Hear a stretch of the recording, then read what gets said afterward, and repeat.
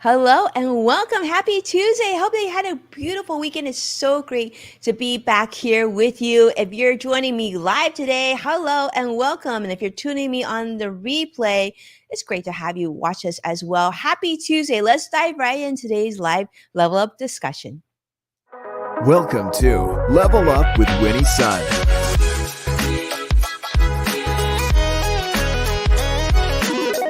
Market updates. Speed round. Award-winning financial pro. And now, get ready. I present to you Level Up with Winnie Sun.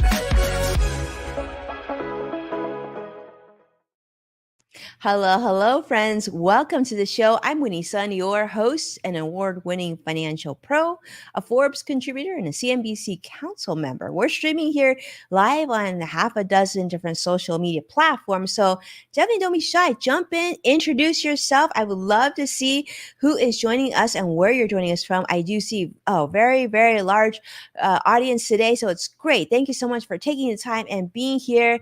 And this is how we kick off the show, and that's how the market closed. Let's give you some good news. And this is a triple update. I love it when I'm able to share this information with you. The Dow closed up 26 points. The Nasdaq also in the positive, up 85 points, and the S&P 500 also up 12 points. Now, you may have remembered me talking about this last week. For those of you who were with me last week, Dow Jones is on a roll. They're closing higher for the 12th consecutive day today. This is registering the longest winning streak since February of 2017. So the Dow is doing well. Certainly, there are a lot of companies have reported positive earnings. The Nasdaq also in the positive, which we're happy to hear, and S&P 500 as well. General Motors, though, today didn't have such a great day. Unfortunately, their full year earnings guidance were a little lackluster, but nonetheless, they weren't the only ones. UPS also fell as a tentative deal with Teamsters Union. Unfortunately, wasn't able to avoid a they did have a tentative deal, so hopefully they're avoiding a strike. We don't know yet. Hopefully you'll still get your Amazon deliveries, but there are many companies that also were in positive. Some of the financial companies ended positively today, and so it's one of those days. But let me segue over to a big story today, and perhaps something you've even had a discussion on. And if you follow me on Twitter, you may have seen me kick off the discussion earlier today. And this is about Twitter. Well, what used to be known as Twitter. Twitter now is known as X. How do you feel about that? You may see on the screen here, I have shared a tweet out. Many people have been kicking in and joining me in discussing how you feel about this rebranding. But Elon Musk explains that the decision to rebrand Twitter to now X, which, yes, it's true, there's no longer a little cute little blue Twitter bird, is emphasizing that it goes way beyond simply a name change. Rebranding is part of Elon's plan to create an everything app. This is what X will. So Twitter was acquired by X Corporation to ensure the freedom of speech and to accelerate the development of this everything app.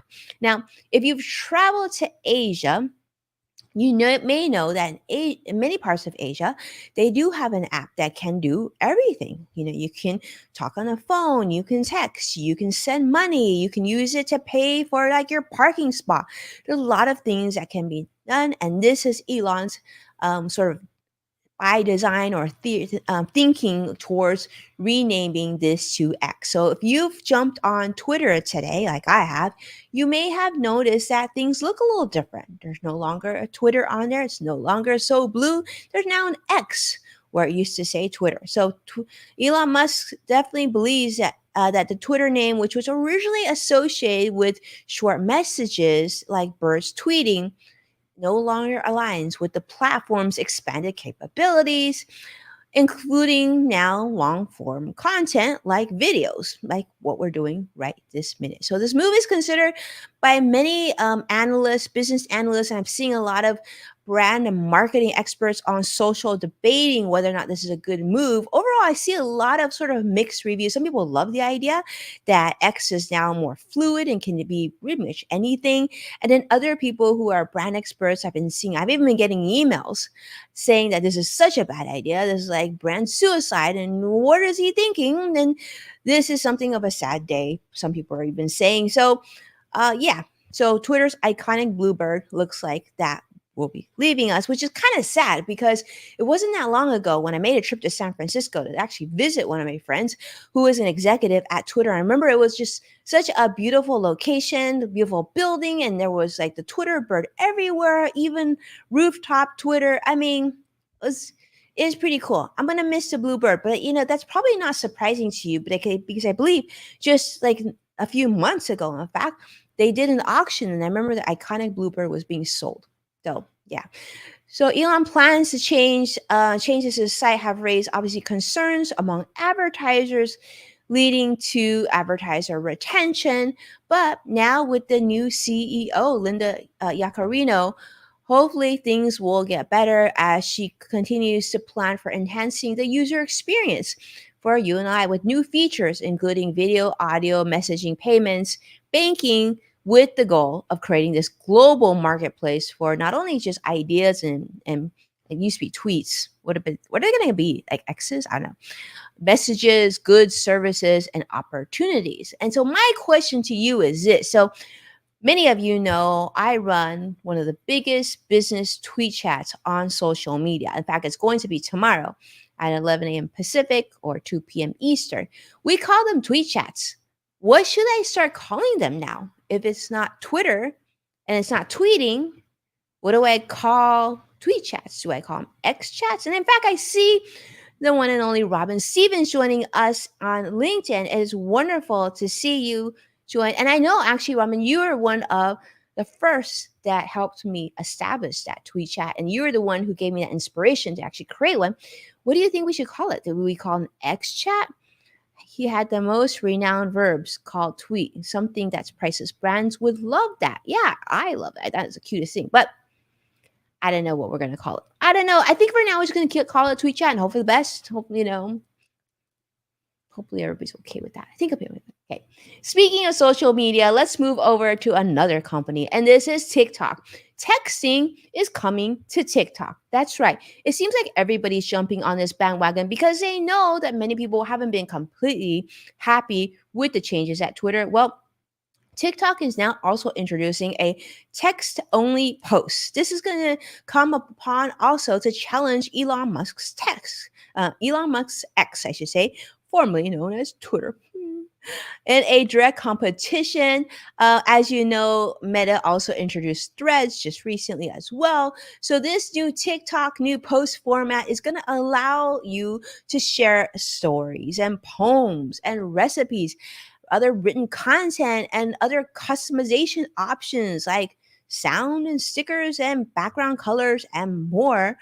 So text posts will now come to TikTok, enabling you to tag other accounts, for you to also add hashtags, which I haven't been on Threads lately, the last couple of days.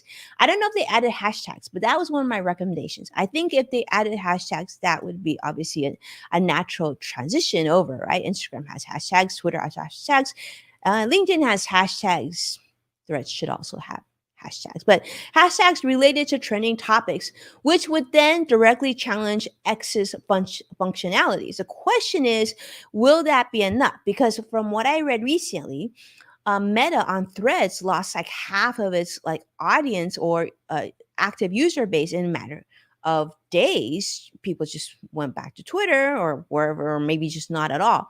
But this move on TikTok, which, as you know, this is a company owned by China's ByteDance, it may add to the challenges faced by Elon Musk's X since the Twitter takeover.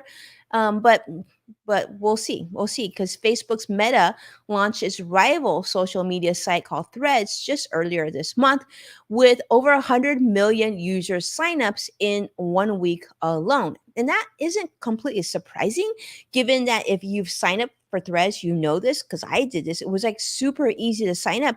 As long as you had an Instagram account, it was like instantaneous. You didn't even have to pick a username or create a profile. It was literally just thrown in there for you. It was like that simple. So we'll see. So now you've got X, previously known as Twitter. Now you've got Meta Threads, and now you have TikTok with its text-based posts as well. So we'll see. We'll see if this is going to pick up. But now, I guess it shouldn't be Meta's threads. It's actually Instagram's threads because it does pull from Instagram's profile information. But yeah, this new feature is supposed to be, competitive, and we'll see how you like it. And most importantly, if you're going to try it. Noah is saying X factors. Noah, that's such a I like where you're thinking there. Yes, X factors, truly X factors. I see a lot of people using different variations of X to play off this, but yeah, I don't know how I feel about that. I really like the happy blue bird. I thought it was cute, and it was like it actually made sense, right? You tweet, it's like short messaging. Now it's getting longer. Everything's changing, but change is not necessarily a bad thing. So hopefully, in this case, it's a positive, and we're worried for nothing. But who knows? I don't know. All right. Speaking of changes, have you noticed that gas prices have been up into the sky? That's right. Gas prices have just jumped. I don't know if you've noticed this, but the national average price for a gallon of regular gasoline has surged to $3.64, actually making this sort of this is like the average price, of course. It increased by 4 cents, which isn't like wouldn't be earth shattering, except that this is marking the biggest one-day increase in the price of goods since June 7th of 2022. Now, I wouldn't really know this because I drive an electric vehicle that's powered by the solar panels on top of my house. But for those of you who still drive a gas-powered vehicle, you may have seen prices come back up, especially since it's the summertime. And I know a lot of people are traveling or doing road trips or just, enjoying the warmer weather. But alongside crude oil and other commodities, this has been a jump in oil prices, which reached a 3-month high due to a broader rally in commodities like wheat and corn after what's occurring in Ukraine. The Russian attacks on the port infrastructure of Ukraine has had an impact on the gas prices here in the United States. And sort of like near unprecedented year-over-year decline in gas prices as of July 4th. The recent increase just sort of is a little surprising because we're just thinking that things were getting a little bit better. But cooling inflation, partly driven by easing gas prices, had given us some hope, thinking that we will avoid a recession. But the return of higher food and, of course, gas prices could potentially impact those positive trends that we're experiencing here in the U.S. economy. So gas prices are still down 72 cents per gallon from a year ago, and the national average is still far from last June's record high of $5.02 per gallon. But certainly this is not going in the right direction. It just shows that geopolitical risk can have such a large impact on the price of goods, commodities, and of course, how you fill up your tank here in the United States. All right. But more things. What else is going higher, you may ask? Because things are just getting more expensive, right? I see Robin saying that people will leave X and go to Threads. You think so, Robin? Robin projects that people will leave X and go to Threads. I want to hear what you think. Do you agree with Robin? Do you feel like people will still stay at X? I don't know. I just feel like, I'm going to use this analogy. When you're in a relationship with someone and maybe they're not the best partner for you, but then you just wonder how long you can stay in that relationship, right? Maybe they don't give you as much attention. Maybe they're not treating you well. How long can you hold out? It almost seems like those of us who are still on Twitter, we have a pretty high threshold for pain because some of these changes have been pretty dramatic, if you will, right? But I do like getting information quickly. And I feel like at least as it stands right now with Twitter and trending and hashtags, it still makes that very easy to gather information. But maybe Robin's right. Maybe Instagram's Threads will be that new home, or maybe for some, it'll be on TikTok. I don't know, but hopefully that competition drives something positive and not something negative. So, Robin's saying something might some people I think might think it's too much of a hassle to switch. I will say this, Robin, because I really welcome your comments today. Is this? I do think those of us who have large followings on Twitter, right? Until we see some of the audience also come back to us on Threads or TikTok, I think we might continue because the audience is still there. So it might be something that we need to start build up audiences on other platforms. And let's be honest, we're all so busy. Are you able to really manage more than one social media platform as to that degree so you can actually build audiences? I don't know, lots to think about. I mean, if you're a celebrity like Mark Cuban, you could just pop up out of like anything social media and you probably like all these people will follow you. But for the rest of us, we still have to kind of work and make sure that we build that, right? So it takes time. All right, speaking of things that are increasing, let's talk about spotification. What is spotification? I made that word up. So I should call spotilation, right? Inflation, Spotify inflation. Spotify has just announced a price increase for those of you who are music lovers or podcast lovers and you enjoy your Spotify. Well, you're in for a financial uptick, not so much of a treat, increase for its premium subscription plans here in the United States.